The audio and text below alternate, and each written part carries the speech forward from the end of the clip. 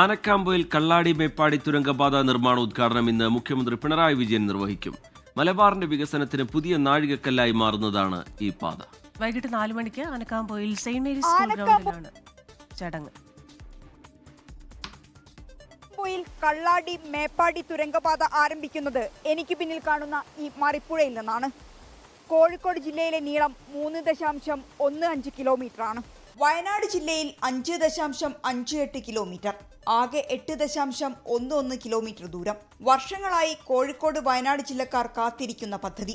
ചുരമില്ലാതെ വയനാട്ടിലേക്കെത്താൻ ഒരു പാത, അത് യാഥാർത്ഥ്യമാകുന്നു.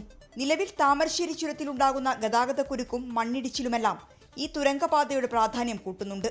മലയോര മേഖലയിലെ ജനങ്ങളും അതീവ സന്തോഷത്തിലാണ്.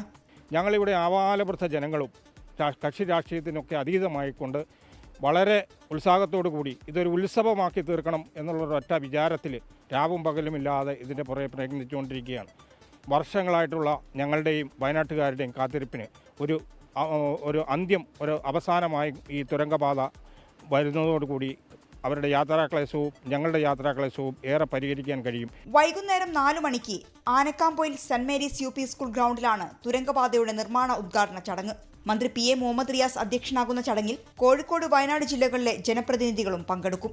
4 വർഷം കൊണ്ട് പദ്ധതി യാഥാർത്ഥ്യമാക്കാനാണ് ലക്ഷ്യമിടുന്നത്. വയനാട് കോഴിക്കോട് ജില്ലകളിലേക്കുള്ള യാത്ര സുഗമമാകും. മാത്രമല്ല, ടൂറിസം വികസനത്തിന് ഇത് മുതൽക്കൂട്ടാവുകയും ചെയ്യും. ജയൻ കല്യാശ്ശേരിക്കൊപ്പം മിഥില ബാലൻ, 24 കോഴിക്കോട്.